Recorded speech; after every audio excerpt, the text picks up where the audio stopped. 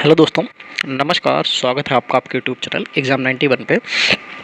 तो दोस्तों देखो, जैसा कि आप लोगों को बताया ही जा चुका है कि कौन सी बुक पढ़नी है, कितनी पढ़नी है, कहाँ-कहाँ से बुक्स लेनी है और कौन-कौन सी बुक किस-किस सब्जेक्ट के लिए इम्पोर्टेंट है। क्योंकि एक बुक से आपको देखो एग्ज़ाम तो नहीं निकलता है, ये आप भी बहुत अच्छे से जानते हो। इसीलिए एक बुक से एग्ज़ाम नहीं निकल सकता। उसी को देखते हुए आपके लिए यहाँ पे सारी बुक्स अवेलेबल कराई गई थी कि इस बुक से आपको पढ़ना चाहिए और ये बुक आपके लिए इम्पोर्टेंट है। और एक सब्जेक्ट की मेरे हिसाब से 2 से 3 बुक तो हर सभी जगह बताई गई हैं और तभी आप जो है उस पूरे सिलेबस को कवर कर पाएंगे। तो चलो, उसी में से एक बुक थी आपकी घटना चक्र की कंप्यूटर, जो कि मैंने कहा था कि जो मुझे पर्सनली अच्छी लगी थी। मुझे परीक्षा मंथन कंप्यूटर की बुक उतनी अच्छी नहीं लगी थी, घटना चक्र वाली मुझे ज़्यादा परफेक्ट लगी। तो इसीलिए मैं घटना चक्र की जो बुक है आपकी, तो उसी बुक को मैं यहाँ पे देखो, कंप्यूटर की संरचना, ये सेकेंड चैप्टर है।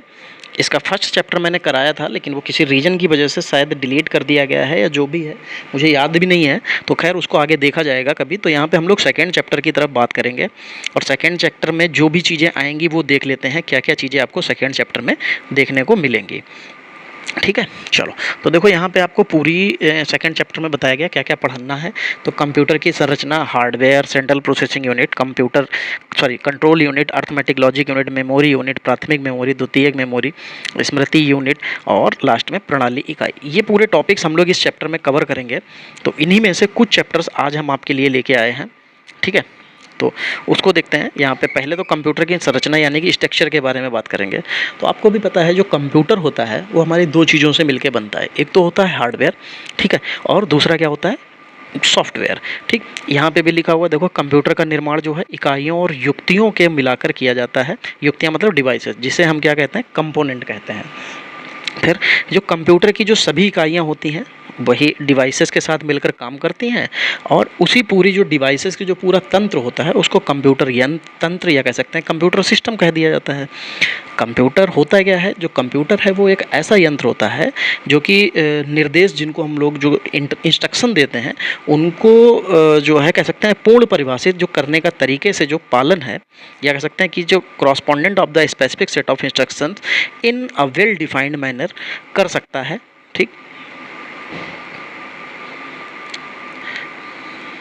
फिर जो अंकित प्रोग्राम को क्रियान्वयन यानी कि एग्जीक्यूट कर सकता है और बड़ी मात्रा में डेटा का जो होता है स्टोर, ये भी कर सकता है, वो कंप्यूटर कहलाता है।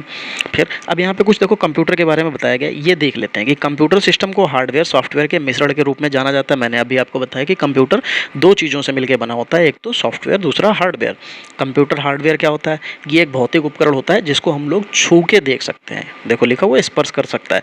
सॉफ्टवेयर प्रोग्राम क्या होता है, सॉफ्टवेयर प्रोग्राम क्या होता है, सॉफ्टवेयर जो होता है वो प्रोग्रामों का एक संकलन होता है। मतलब सॉफ्टवेयर किसी प्रोग्रामों के पूरे पैटर्न से मिलके बनता है, जिसके कारण हार्डवेयर काम करता है, वरना हार्डवेयर काम नहीं करेगा। फिर कंप्यूटर हार्डवेयर को कार्य करने के मतलब कार्य के अनुसार input device, output device, storage device, processor में वर्गीकृत किया जाता है। जबकि सॉफ्टवेयर को सिस्टम सॉफ्टवेयर और एप्लीकेशन सॉफ्टवेयर दो ही पार्ट में डिवाइड किया है। सॉफ्टवेयर को दो पार्ट में ही डिवाइड किया गया है। चलो, अब यहाँ पे हम लोग कुछ देख लेते हैं। जैसे क्या देख लेते हैं, देखो कंप्यूटर का पूरा पार्ट दे रखा है कि CPU, monitor, printer, mouse, keyboard, और ये पूरा क्या बन जाता है, ये कंप्यूटर सिस्टम बन जाता है। हाँ, सिस्टम। ठीक, चलो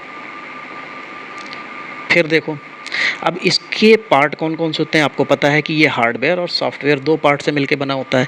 हार्डवेयर में इनपुट डिवाइस आ जाता है, प्रोसेसर आ जाता है, स्टोरेज डिवाइस भी आती है, आउटपुट डिवाइस भी आती है। ठीक, सॉफ्टवेयर में आपको पता है कि दो ही चीज़ें होती हैं, कौन कौन सी, एक तो सॉफ्टवेयर सिस्टम सॉफ्टवेयर, दूसरा आपका एप्लीकेशन सॉफ्टवेयर। ये दो तरीके के आपके सॉफ्टवेयर के बारे में इसमें बताया गया है। ठीक, अब देखो यहाँ पे हार्डवेयर के हम लोग बारे में बात कर लेंगे कि हार्डवेयर क्या होता है। आपको ये तो बहुत अच्छे से पता है कि हार्डवेयर क्या होता है, जिसको हम लोग छू कर देख सकते हैं वो सब कुछ हार्डवेयर कहलाता है। ठीक है, हार्डवेयर दूसरी परिभाषा उसकी क्या बताएं, तो दूसरी परिभाषा ये होती है कि जो हार्डवेयर मतलब सामूहिक शब्द के रूप में ये कह सकते हैं कि कंप्यूटर के वो सारे पार्ट्स जो कंप्यूटर का वर्णन करें या जिनको हम लोग छू सकें, वो कंप्यूटर का हार्डवेयर कहलाता है।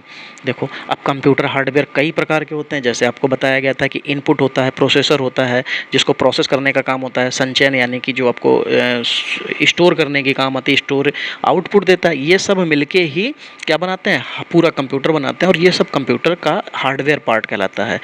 यूजर जो होता है, मतलब वो कंप्यूटर को एक इनपुट देता है, फिर वो प्रोसेस होता है, देन उसके बाद में हमको आउटपुट के रूप में मिलता है। तो वही लिखा हुआ है कि एक यूजर डेटा इनपुट लेता है। कंप्यूटर में मेमोरी चिप होती है, इसमें डेटा को तब तक रखा जा सकता है जब तक आवश्यक ना हो। ठीक है, डेटा को कंप्यूटर प्रोग्राम के अनुकूल बनाने के लिए इनपुट डिवाइस द्वारा परिवर्तित किया जाता है।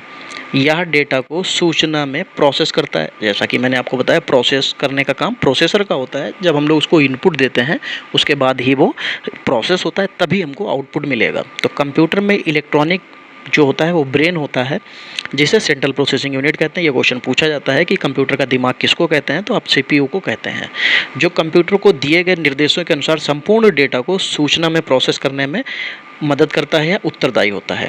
फिर देखो, डेटा के प्रोसेस होने के बाद यूजर को आउटपुट भेजता है। बिल्कुल वही मैंने बताया कि मैंने अब जैसे मैं अभी यहाँ पे, जैसे मान लीजिए कंप्यूटर है, मैंने इसको यहाँ पे बताया कि भाई आपको माई कंप्यूटर ओपन करना है, तो अब इसके अंदर पहले प्रोसेस होगा, फिर यहाँ पे आपको माई कंप्यूटर की विंडो खुल के दिख जाएगी। ये क्या हो गया, ये आउटपुट हो गया। तो वही बता रहा है कि डेटा को प्रोसेस होने के बाद यूजर को आउटपुट भेजता है। अब देखो, उक्त सभी कार्य को करने के लिए प्रयुक्त कंप्यूटर में विशेष घटक यानी कि कंपोनेंट होते हैं। जैसे क्या क्या, इनपुट डिवाइस होती हैं, प्रोसेसिंग डिवाइस होती हैं, स्टोरेज डिवाइस होती हैं और आउटपुट डिवाइस होती हैं। ठीक है, आप कहेंगे सर जी स्टोरेज डिवाइस क्यों होते हैं? देखो, स्टोरेज डिवाइस का काम सिर्फ स्टोर करना ही नहीं होता है। स्टोरेज डिवाइस कई रूप में काम आती है। जैसे स्टोरेज डिवाइस में हमारे पास रजिस्टर भी आता है, कैश मेमोरी भी आती है। ये सब क्या होता है, ये दिशा बताने के लिए, रास्ता बताने के लिए इनका इस्तेमाल होता है। फिर देखो, सीपीयू किन किन चीज़ों से मिलके बना हुआ है। तो देखो, सीपीयू आपको बहुत अच्छे से पता है कि एलयू होता है, सीयू होता है और मेमोरी यूनिट होता है। एलयू मतलब अर्थमेटिक लॉजिक यूनिट होता है, सीयू मतलब कंट्रोल यूनिट, और मेमोरी यूनिट में आपके सारे पार्ट्स आ जाते हैं। फिर अगर इसको भी देखें तो किस पार्ट में देख सकते हैं, तो ये इनपुट में रैम, HDD और CD ये मेमोरी यूनिट के पार्ट हो जाते हैं। इसी में आपका जो है, देखो कि इनपुट डिवाइस, एक तरफ सारे इनपुट डिवाइस लिखे होंगे, एक तरफ आउटपुट। ठीक है, तो ये कंप्यूटर सिस्टम का पूरा पार्ट है कि इनपुट डिवाइस से मिलेगा, सीपीयू में जाएगा, फिर आउटपुट आपको देखने को मिलेगा। तो ये पूरा प्रोसेस चलता है, इसी को कंप्यूटर कहते हैं। ये क्वेश्चन बहुत बार पूछा गया है और बच्चे जो हैं यहाँ पे बहुत कंफ्यूज होते हैं कि पेरिफेरल डिवाइस क्या होती है। कंप्यूटर के सभी इनपुट, आउटपुट और जो उसकी हेल्प करने के लिए जो उपकरण कंप्यूटर के जुड़े हुए होते हैं, वो सब पेरिफेरल डिवाइसेस कहलाती हैं। आप इसको दूसरी भाषा में भी समझ सकते हैं कि कंप्यूटर डिवाइस एक पेरिफेरल डिवाइस होती है। सभी पेरिफेरल डिवाइस अपना अपना कार्य होता है, सभी का अपना अपना कार्य होता है। आप चाहे माउस लगाइए, उसका अपना कार्य, कीबोर्ड का अपना अलग कार्य है, जिससे एक कंप्यूटर सिस्टम का निर्माण होता है। वो सब पेरिफेरल डिवाइसेस कहलाती हैं। बस हाँ, इनके पार्ट दो होते हैं। कौन कौन से दो पार्ट होते हैं ये देख लेना। एक तो इंटरनल पेरिफेरल डिवाइस होती हैं, जो कंप्यूटर के अंदर साथ में लग के आती हैं, उनका काम अलग होता है। फिर एक्सटर्नल पेरिफेरल डिवाइस, अब यहाँ पे आपको बता भी दिया गया है कि जो इंटरनल पेरिफेरल डिवाइसेस होती हैं वो यूजर को कभी भी दिखाई नहीं देती हैं, क्योंकि वो कंप्यूटर यानी कैबिनेट होती है, जो कंप्यूटर का जो ऐसे इस तरीके का जो पार्ट होता है, ठीक है, जो इस तरीके का जो पार्ट होता है उसमें अंदर बंद होती हैं, इसलिए आपको दिखाई नहीं देगी। अगर आपको देखना है तो उसके लिए आपको कंप्यूटर को खोलना पड़ेगा। तो आप मैकेनिक तो है नहीं, खोलेंगे तो कुछ ना कुछ तो गड़बड़ कर ही देंगे, तो इससे अच्छा है कि उसको खोलो मत। ठीक, फिर देखो, अब जो इनके कार्य होते हैं वो क्या होते हैं। इनपुट डिवाइस आपको पता है, मतलब जो कार्य के आधार पर इनको देखा जाए तो भी चार पार्टों में तोड़ा गया है। कौन सा? Input device, processor unit, storage device, फिर लास्ट में आपको आउटपुट मिलेगा। क्योंकि जब हम उसे इनपुट देंगे वो प्रोसेस करेगा, वो इन स्टोरेज यूनिट्स के, स्टोरेज डिवाइस के माध्यम से ही फिर वो हमको आउटपुट देगा। फिर इनकी जो इनपुट डिवाइसेस होती हैं कौन कौन सी होती हैं, आपको पता है कि इनपुट डिवाइसेस वे डिवाइसेस होती हैं जिनके द्वारा हम कंप्यूटर को डेटा इनपुट करने के लिए या उसको इंस्ट्रक्शंस देने के लिए प्रयोग में लाते हैं। ठीक, वही हमको इनपुट डिवाइसेस कहलाती हैं। ये युक्तियाँ अक्षरों, अंकों तथा विशिष्ट चिन्हों यानी कि स्पेशल सिंबल्स या बाइनरी डिजिट 0 तथा 1 में परिवर्तित करके सीपीयू को समझने योग्य बनाती हैं। अब देखो इनपुट डिवाइस की अगर बात करें तो यहाँ पे जितनी भी इनपुट डिवाइस देखी हैं आपको इनका सबका काम पता है। Keyboard, scanner, trackball, MICR, OMR, graphic tablet, joystick, barcode reader, mouse, OCR, light pen, microphone, ये सब कंप्यूटर को बताती हैं या कंप्यूटर के अंदर हमारी बात को पहुंचाती हैं। जैसे अगर हम कंप्यूटर को कुछ भी बताना चाहें तो या तो बोल के बता सकते हैं या लिख के बता सकते हैं। तो लिखने के लिए कीबोर्ड, बोलने के लिए माइक्रोफोन। तो इसी तरीके से अलग अलग युक्तियाँ हैं, अलग अलग पैटर्न हैं, उनको हम लोग यूज करते हैं। अब देखो यहाँ पे सेंट्रल प्रोसेसिंग यूनिट के बारे में बताया जा रहा है क्या क्या, कि इसकी फुल फॉर्म क्या होती है। सेंट्रल प्रोसेसिंग यूनिट आपको पता है सीपीयू की फुल फॉर्म होती है। इसको हम लोग माइक्रो प्रोसेसर के भी नाम से जानते हैं और इसे कंप्यूटर का दिमाग भी कहा जाता है। ठीक, ये कंप्यूटर बनाया गया था बहुत जो जटिल गणनाएं या बहुत बड़ी बड़ी गणनाएं थी उनको करने के लिए। तो वही लिखा है कि जटिल गणनाओं करने को लेकर कर सकता है। सीपीयू के अंदर के जो सभी इंस्ट्रक्शंस होते हैं वो किसके द्वारा संचालित होते हैं, तो कह सकते हैं कंप्यूटर का जो प्रोसेसर होता है उसके द्वारा, या कह सकते हैं सीपीयू के द्वारा। सीपीयू कंप्यूटर सिस्टम के सारे कार्यों को नियंत्रित करता है। नियंत्रित मतलब कंट्रोल करता है, इसीलिए उसको सीपीयू क्या कह सकते हैं, कंट्रोल। सीपीयू 3 चीज़ों से मिलकर बना है, कंट्रोल यूनिट और ALU और आपका मेमोरी यूनिट। तो 3 चीज़ों से मिलकर बना है, तो इसलिए उसको नियंत्रित करने का काम उसका होता है और इनपुट और आउटपुट को रूपांतरित यानी कि कन्वर्ट करता है। ठीक, इनपुट देंगे, कन्वर्ट होकर आउटपुट में हमें कैसे मिलेगा, वो प्रोसेसर के माध्यम से या सीपीयू के माध्यम से। अधिकांश प्रोसेसर आजकल क्या है, ये मल्टी कोर प्रोसेसर में आ रहे हैं। मल्टी कोर जो मल्टी प्रोसेसर क्या होता है, एकल चिप सिंगल चिप होती है जिससे 2 या 2 से अधिक मल्टी कोर प्रोसेसर होते हैं। अब देखो यहाँ पे सीपीयू के बारे में आपको एक उसकी झलक दिखाई जा रही है कि कैसा हो सकता है। ऐसा एग्जैक्टली तो वैसा नहीं होता, लेकिन सीपीयू में 3 चीज़ें होती हैं, ALU arithmetic logic unit, CU control unit और फिर मेमोरी यूनिट। ये मेमोरी यूनिट के अंदर ही आता है क्या, कैश मेमोरी और ये रजिस्टर। ये दोनों आपस में आदान प्रदान करते हैं और इनकी जो क्षमता होती है स्टोर करने की बहुत कम होती है, लेकिन इनकी स्पीड दोनों की बहुत तेज़ होती है। सबसे तेज़ रजिस्टर ही होता है, उसके बाद में आपका कैश मेमोरी आता है। फिर सेंट्रल प्रोसेसिंग यूनिट कितने भागों में तोड़ी गई है, तो 3 भागों में। आपको कितने बार बताया जा चुका है कि CU यानी कि कंट्रोल यूनिट, ALU मतलब अर्थमेटिक लॉजिक यूनिट और मेमोरी यूनिट में। ठीक है, प्रत्येक जो माइक्रो प्रोसेसर होता है उसमें एक घड़ी लगी हुई होती है जिसको हम लोग क्या कहते हैं, सिस्टम क्लॉक कहते हैं।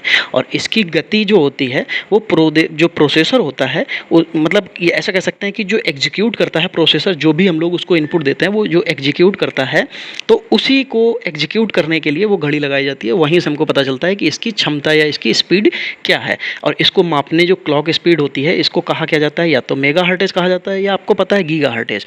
2 ही में मापी जाती है। तो जो देखो मेगा हर्टेज होता है, आवृत्ति का मापन 1 मिलियन चक्र प्रति सेकंड में होता है। गीगा हर्टेज में 1 बिलियन हो जाता है। मिलियन का मतलब ही होता है कि मेगा का मतलब होता है मिलियन। ठीक है, देखो यहाँ पे आपको यही चीज़ पूरे चार्ट में समझाई गई है, इसलिए मैंने कहा ये बुक मुझे ज़्यादा पसंद आई। देखो मेगा हर्टेज का मतलब, मेगा का मतलब क्या होता है, मिलियन होता है। हर्टेज का मतलब चक्र होता है। जब 1 मिलियन चक्र वो दिए गए निर्धारित समय में लगाती है, जो भी समय उसको दिया जाता है, उसको उसकी स्पीड कहा जाता है, क्लॉक स्पीड कहा जाता है। क्लॉक स्पीड क्या होती है, सिस्टम के परफॉर्मेंस को निर्धारण करती है। मतलब आपके परफॉर्मेंस कंप्यूटर का कितना है, कितने जो है मेगा हर्टेज का है, ये बताया जाता है। तो कहा जाता है कि अच्छा ये कंप्यूटर ज़्यादा अच्छा है। किसी की गीगा हर्टेज में होता है तो वो कंप्यूटर ज़्यादा और अच्छा होता है। फिर कंट्रोल यूनिट कंट्रोल यूनिट क्या होता है, कंट्रोल यूनिट क्या होता है, सीपीयू का मस्तिष्क माना जाता है। और ये पूरा क्या होता है, पूरे कंप्यूटर को नियंत्रण करने, जैसे हमारा शरीर का दिमाग जो है वो कंट्रोल यूनिट है, हमारे पूरे दिमाग जो है पूरे शरीर को कंट्रोल करके रखता है। ऐसे ही कंट्रोल यूनिट का काम होता है नियंत्रण रखना। ये कंप्यूटर के इनपुट और आउटपुट जो डिवाइसेस होती हैं उनको कंट्रोल करने का काम करता है। फिर देखो कंट्रोल यूनिट के कार्य क्या क्या होते हैं। देखो कंट्रोल यूनिट के क्या होता है, जब हम लोग यहाँ पे सीधे समझिए, कंट्रोल यूनिट में ऐसे समझिए हमने इनपुट दिया, मेमोरी में गया, मेमोरी से वो आएगा सीधे कंट्रोल यूनिट में। यहाँ पे वो बात को समझेगा कि क्या करना है क्या नहीं। फिर ऐसे भी समझ सकते हैं कि वो ALU में जाएगा, ALU से वो कहाँ जाएगा, आउटपुट हमको दे देगा, या ऐसे डायरेक्टली आउटपुट हमको दे देगा। ठीक, तो सीधे समझ सकते हैं कि हमने इनपुट दिया, वो बात को समझेगा, मेमोरी के माध्यम से कहाँ जाएगा, कैसे मेमोरी, कैसे रजिस्टर के माध्यम से या बसेस के माध्यम से वो जाएगा हमारे कंट्रोल यूनिट तक। वहाँ वो बात को समझेगा, उसको क्या करना है क्या नहीं। तब उसके बाद में वो हमारे जो है आउटपुट हमको दे देगा। चलो आगे देखते हैं इसके बारे में क्या लिखा हुआ है। सर्वप्रथम इनपुट उपकरणों की सहायता से आंकड़ों यानी कि डेटा को कंट्रोलर तक लाना इसका काम होता है। फिर नियंत्रक द्वारा सूचना यानी कि जो सूचना या आंकड़े होते हैं उनको मेमोरी में उचित स्थान प्रदान करना होता है। जब स्मृति में सूचना आंकड़ों को जो स्थान प्राप्त हो जाता है उसके बाद पुनः नियंत्रण में लाना और इन्हें अर्थमेटिक लॉजिक यूनिट को भेजना। फिर जब अर्थमेटिक लॉजिक यूनिट जो होता है यानी कि ALU, इससे जो परिणाम जो प्राप्त होते हैं उसी को आउटपुट डिवाइसेस पर भेजना और स्मृति में उचित स्थान प्रदान करना यानी कि मेमोरी में उसकी जगह पर उसको देना। चलो फिर आते हैं हम लोग अर्थमेटिक लॉजिक यूनिट पे। अर्थमेटिक लॉजिक यूनिट क्या है? अर्थमेटिक लॉजिक यूनिट वो यूनिट होती है, इसके माध्यम से हम लोग कंप्यूटर में वो सारी कठिन से कठिन गणनाएं कर सकते हैं या अर्थमेटिक गणनाओं का काम कर सकते हैं। अर्थमेटिक गणनाएं कौन सी होती हैं? कंप्यूटर देखो दो तरीके की क्या मतलब कंप्यूटर तो सारी गणनाएं कर लेता है, लेकिन सबसे बड़ी बात होती है कि कंप्यूटर का प्रोसेसर उस पर डिपेंड करता है कि वो जोड़ घटाने की ही गणना करने देगा या गुणा भाग की भी गणना करने देगा। तो देखो अर्थमेटिक लॉजिक यूनिट एक अंकगणितीय और तार्किक यानी कि लॉजिकल कैलकुलेशन कर सकते हैं।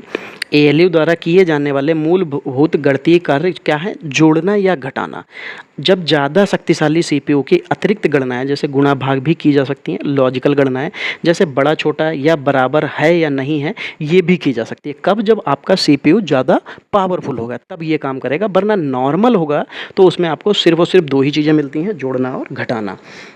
ठीक है। फिर कंप्यूटर अपना जो भी काम करता है वो 1 सेकंड में तोड़ कर करता है। आप कितनी भी कुछ भी कर लीजिए, कंप्यूटर हर काम को अपने सेकंड के हिसाब से करता है।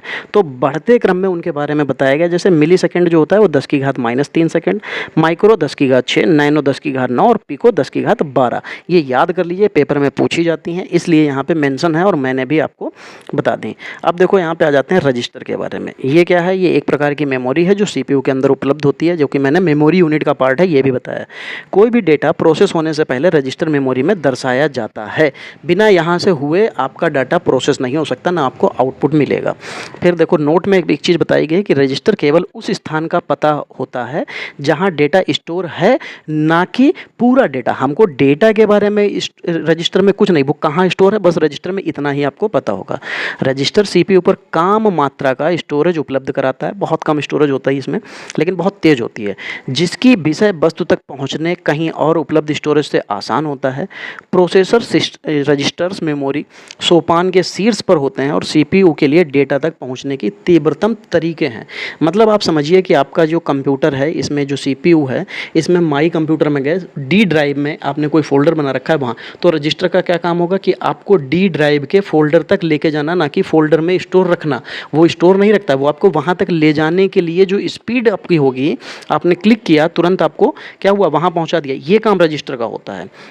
फिर CPU के अंदर महत्वपूर्ण रजिस्टर निम्नवत होते हैं, जैसे computer program counter, PC program counter के क्रियान्वित किए जाने वाले अगले निर्देश का ट्रैक रखा जाता है। निर्देश रजिस्टर जो IR वह रजिस्टर है जिसमें नियंत्रण इकाई द्वारा डिकोड किए जाने वाले निर्देश होते हैं। तो दो तरीके के होते हैं, एक तो PC जिसमें ट्रैक रखा जाता है और एक IR जिसमें वो वहाँ की इकाई का डिकोड किया जाने वाला जो काम होता है वो रखता है। फिर देखो मेमोरी पता रजिस्टर जिसको MAR रजिस्टर कहते हैं, जो उस मेमोरी स्थल की ओर इंगित करता है जिस पर CPU पहुँचना चाहता है या उसे पढ़ने फिर लिखने के लिए होता है। मतलब जहाँ पे आपको स्टोर कर रखी है, जैसे आपने D ड्राइव में किसी फोल्डर में बना रखी है, तो ये वहाँ तक उसकी ओर इंगित करेगा, मतलब आपको बताएगा कि यहाँ तक आपको जाना है।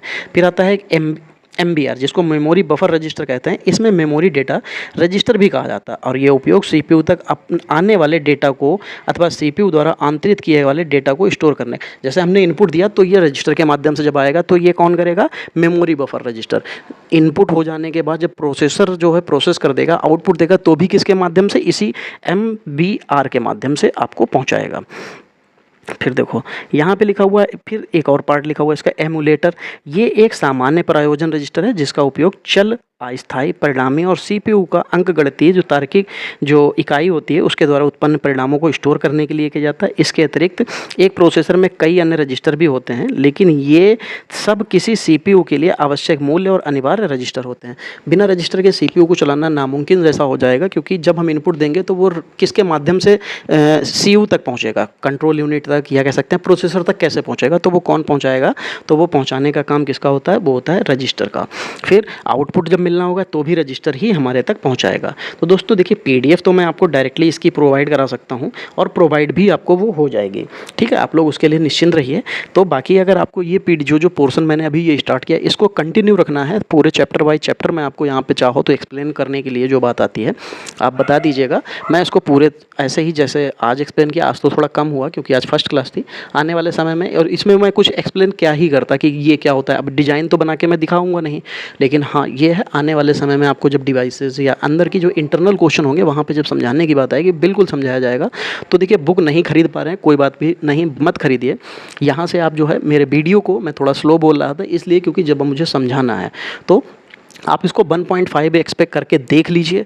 पूरी बुक मैं ऐसे ही ख़त्म करा दूंगा, आपको पूरी बुक ख़त्म हो जाएगी, आपको ऑब्जेक्टिव ख़त्म करा दूंगा। मैं आपको जो यूपी जीके और कंप्यूटर, ये यूपी जीके प्लस कंप्यूटर, इन दोनों से मिला के आपको 35 क्वेश्चन आने हैं और इन 35 में मेरा टारगेट रहेगा कि 30 प्लस आपको दिला दूं, ठीक है। तो इसके लिए मुझे अगर ये बुक ख़त्म करानी पड़ी ऐसे ख़त्म कराऊंगा, ऑब्जेक्टिव ख़त्म कराऊंगा। यूपी के लिए यूपी का पोर्शन मैं आपको पढ़ाऊंगा, उसके अलावा ऑब्जेक्टिव जो क्वेश्चंस हैं वो इतने ज़्यादा हैं कि आपको पूरे सारे करा दिए जाएंगे। चलो आज के लिए क्लास इतनी ही। अगर आपको कोई सजेशन हो या आपको कुछ भी बताना हो तो ज़रूर मुझे कॉमेंट जरूर करना दोस्त। चलिए आज के लिए इतना ही, मिलेंगे अगली क्लास में, तब तक के लिए जय हिंद दोस्तों।